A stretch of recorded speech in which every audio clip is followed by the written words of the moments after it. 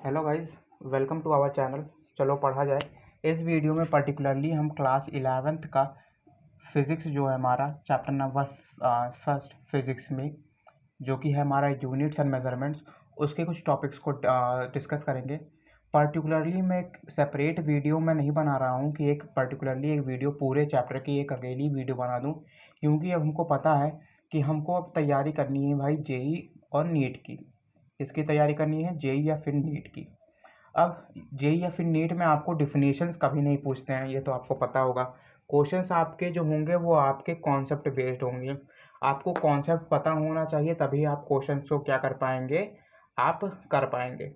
अगर आपको पर्टिकुलरली मैं एक वीडियो बना दूँ तो आपको मैं उसमें खाली डिफिनेशन बता पाऊँगा या फिर उससे कुछ रिलेटेड मैं एग्जांपल्स बता पाऊँगा। अब पर्टिकुलरली जब एक टॉपिक के लिए एक वीडियो बनेगी तो आपको टॉपिक के अच्छे से पढ़ाया जाएगा, टॉपिक की डेप्थ में पढ़ाया जाएगा, चाहे वो जेई हो चाहे नीट हो, कोई भी एग्ज़ाम हो तो आप उसको बहुत ही ईजिली क्रैक कर पाएंगे। तो सबसे पहले चैप्टर फर्स्ट जो हमारा यूनिट्स एंड मेजरमेंट है उसके कुछ बेसिक्स हमको समझने हैं। इस पर्टिकुलर वीडियो में आपको सीबीएसई बोर्ड से रिलेटेड या फिर किसी भी बोर्ड से रिलेटेड कुछ डेफिनेशंस बताए जाएंगे, क्योंकि भाई एकदम बेसिक से शुरू करोगे तभी समझ में आएगा।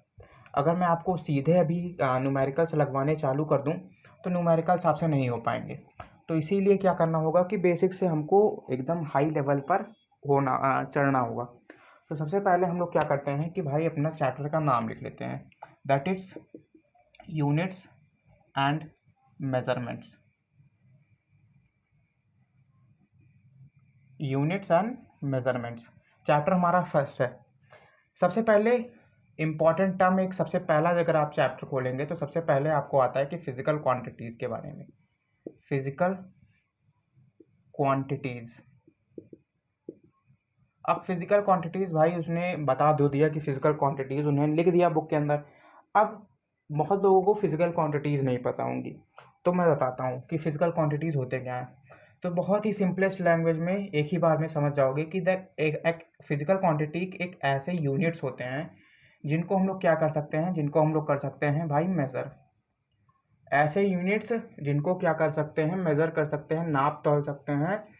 किसकी मदद से? कोई भी एक इंस्ट्रूमेंट हो, इंस्ट्रूमेंट की मदद से। ऐसे यूनिट्स जिनको क्या कर सकते हैं, मेज़र कर सकते हैं with the help of any instrument, उनको क्या बोलते हैं, that are called as physical quantities. Example लेकर समझते हैं, बहुत अच्छे तरीके से समझ में आएगा। एग्जाम्पल लेते हैं हम लोग। सबसे पहला स्पीड का। स्पीड हमारा क्या है? सबसे पहला एक यूनिट है जिसको क्या कर सकते हैं, हम लोग मेज़र कर सकते हैं। हाँ, ऑब्वियसली हम लोग स्पीड को मेज़र कर सकते हैं।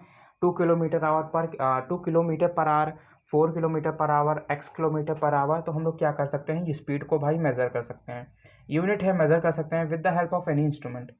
इंस्ट्रूमेंट भाई बहुत ही जनरल सा है, नाम आप कमेंट बॉक्स में बताएंगे। तो क्या कर सकते हैं हम लोग, इंस्ट्रूमेंट से उसको मेज़र कर सकते हैं। किसको? एक यूनिट को, स्पीड को। इसीलिए स्पीड क्या है हमारा, इसीलिए स्पीड हमारा क्या है, एक फिजिकल क्वांटिटी है। दूसरा एग्जांपल लेते हैं। उस स्पीड से भी बहुत ही ज़्यादा easy, that is time. Time क्या है? सबसे पहला टाइम हमारा एक यूनिट है। टाइम क्या है? टाइम एक यूनिट है जिसको हम लोग क्या कर सकते हैं, मेज़र कर सकते हैं। ऑब्वियसली हम लोग बताते नहीं हैं कि हाँ 2 o'clock, 4 o'clock, 5 AM कितना हो रहा है, सब हम लोग टाइम को क्या करते हैं भाई, मेज़र करते हैं। अब मेज़र किससे करते हैं भाई, हम लोग किसको देख कर टाइम बताते हैं? हम लोग ऑब्वियसली क्लॉक को देखकर टाइम बताते हैं कि हाँ 4 AM हो रहा है, 5 AM हो रहा है, कितना हो रहा है। तो ऑब्वियसली हम लोग क्लॉक को देखकर बताते हैं। मीन्स इंस्ट्रूमेंट हुआ हमारा क्लॉक, मेज़र कर सकते हैं, यूनिट है टाइम। तो यानी यूनिट भी हमारी क्या हो गई, एक फिजिकल क्वांटिटी हो गई। बस इतना सा था फिजिकल क्वांटिटी की डेफिनेशन। तो बहुत ही ईजी था। इसको जनरली सीबीएसई बोर्ड्स में पूछा जाता है। 2 मार्क्स के क्वेश्चन आइए कि फिजिकल क्वांटिटी की डेफिनेशन बता दो, बस इतना बताना रहता है। एक दो एग्जाम्पल बताना रहता है, तो एग्जाम्पल भी मैंने आपको बता दिया है। तो इसको करते हैं रफ। अगला जो हमारा टॉपिक है वो हमारा है इम्पोर्टेंस। इम्पोर्टेंस भाई जनरली सबसे पहला तो बताता हूँ कि अगर बोर्ड्स पूछता है तो बोर्ड्स या फिर स्कूल जो है, जो यूनिट्स टेस्ट होते हैं स्कूल्स में, उसमें जनरली आपके डिफिनेशन अगर पूछेंगे तो डिफिनेशन में सबसे पहले पूछ लेंगे कि फिजिकल क्वांटिटीज़ होते क्या हैं और उनकी इंपॉर्टेंस क्या है। 3 मार्क्स का जो है आपका क्वेश्चन वो तैयार हो गया। तो सबसे पहले हमने फिजिकल क्वांटिटीज़ को देखा।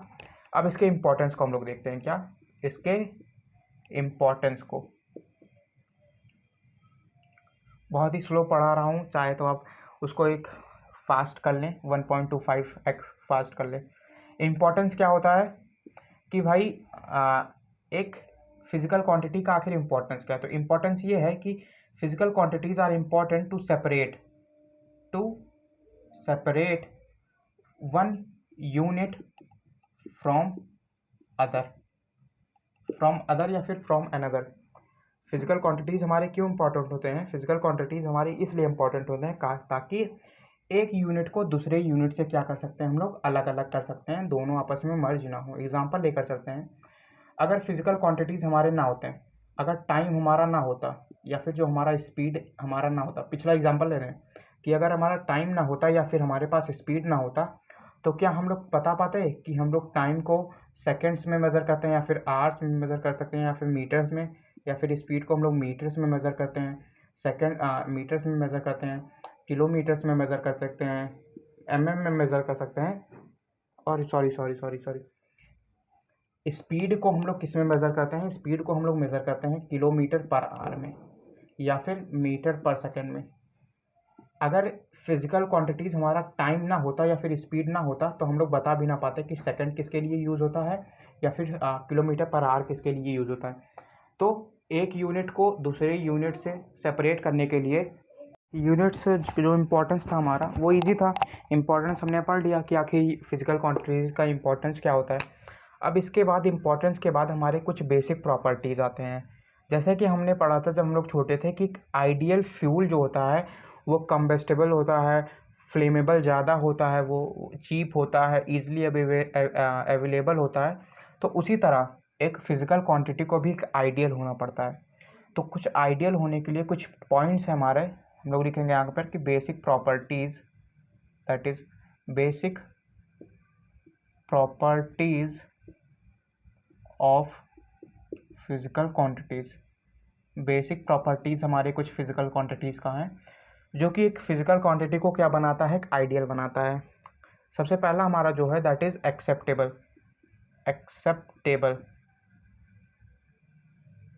फिजिकल क्वांटिटी को क्या होना चाहिए, ईजिली एक्सेप्टेबल होता है। मीन्स सबको पता होना चाहिए कि केजी क्या होता है, 1 किलोग्राम आखिर होता क्या है, किसका यूनिट है, किलोमीटर किसकी यूनिट है।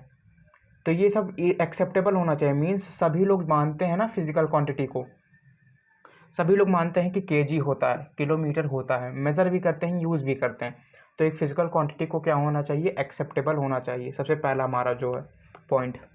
दूसरा हमारा पॉइंट है कि एक फिजिकल क्वांटिटी को क्या होना चाहिए, that is distinguishable. Physical quantity को क्या होना चाहिए, डिस्टिंग्विशेबल। फिजिकल क्वांटिटी को क्या होना चाहिए, डिस्टिंग्विशेबल होना चाहिए। मीन्स अलग अलग होना चाहिए। एक फिजिकल क्वांटिटी दूसरे फिजिकल क्वांटिटी से क्या हो, अलग अलग हो, अलग अलग। मीन्स अगर एक फिजिकल क्वांटिटी हमारा स्पीड है, दूसरा टाइम है, तो आपस में डिफरेंस है ना। ऐसा तो है नहीं कि स्पीड को ही हम लोग टाइम बोलते हैं, ऐसा नहीं है, आपस में अलग अलग है। किलोमीटर दूसरे लेंथ की वेट की यूनिट है, किलोमीटर हमारा जो है वो किसका है, दैट इज़ लेंथ की। किलोग्राम हमारा वेट की यूनिट है, किलोमीटर हमारा लेंथ की यूनिट है। थर्ड जो हमारा पॉइंट है, थर्ड, दैट इज़ एक फिजिकल क्वांटिटी को क्या होना चाहिए, एक फिजिकल क्वांटिटी को ट्रांसफेरेबल होना चाहिए। ट्रांसफेरेबल मीन्स एक फिजिकल क्वांटिटी को ट्रांसफेरेबल होना चाहिए, मीन्स पूरी दुनिया में बराबर होना चाहिए। यहाँ पर मैं लिख दूंगा, हिंदी में लिखने की कोई ज़रूरत नहीं है, आप लिख लीजिए कि पूरी दुनिया में क्या होना चाहिए, उसको बराबर होना चाहिए। मीन्स अगर साइंटिस्टों ने अगर 1 पाउंड का जो कन्वर्जन है वो x नंबर ऑफ केजीज बताया है, तो वो पूरी दुनिया में उसको मानना चाहिए। ऐसा नहीं है कि यूके में x केजीज होते हैं, इंडिया में आते आते वो y हो जाते हैं, ऐसा नहीं है। पूरी दुनिया में वो x ही केजीज रहेंगे, चेंज नहीं होंगे, या फिर सभी लोग उसको x ही मानेंगे, उसको और y नहीं मानेंगे। और चौथा हमारा क्या है, दैट इज़ एक फिजिकल क्वांटिटी का एक स्टैंडर्ड सेट होना चाहिए। मीन्स एक स्टैंडर्ड सेट होना चाहिए। क्या होना चाहिए, एक स्टैंडर्ड सेट होना चाहिए। मीन्स अगर एक साइंटिस्ट ने बता दिया है, सेम दोनों बहुत हद तक सेम ही है, समझने वाली बात है कि अगर एक कन्वर्जन हमको पता है कि 1 किलोमीटर्स में 10⁻³ मीटर्स होते हैं, तो ये होते हैं, ये कोई चेंज नहीं कर सकता, कोई इसको 10⁻⁴ मीटर्स नहीं कर सकता। मीन्स स्टैंडर्ड एक बार फिक्स हो गए हैं तो फिक्स हो गए हैं। पूरी दुनिया में अगर 1 पाउंड को इतना केजीज माना जाता है तो वो उतना ही होना चाहिए। अलग अलग दोनों क्वांटिटीज़ होने चाहिए, टाइम अलग होगा, स्पीड को हम लोग अलग मानेंगे। एक्सेप्टेबल मतलब सभी लोग उसको जानते हों, सभी लोग उसको पहचानते हों भाई। तो कुछ बेसिक प्रॉपर्टीज़ थे जिसकी वजह से एक फिजिकल क्वांटिटी क्या होता है हमारा, एक आइडियल होता है। तो इस वीडियो में पर्टिकुलरली हमने कुछ CBSE बोर्ड से या फिर किसी भी बोर्ड से रिलेटेड कुछ टॉपिक्स को देखा है। अगले वीडियोज़ में हम लोग इम्पोर्टेंट्स कुछ समझेंगे जो कि JEE और नीट के लिए इम्पोर्टेंट होता है। तो थैंक यू। चैनल को अगर आपको अच्छा लगा हो तो वीडियो को लाइक करें, शेयर करें, सब्सक्राइब करें चैनल को। Thank you.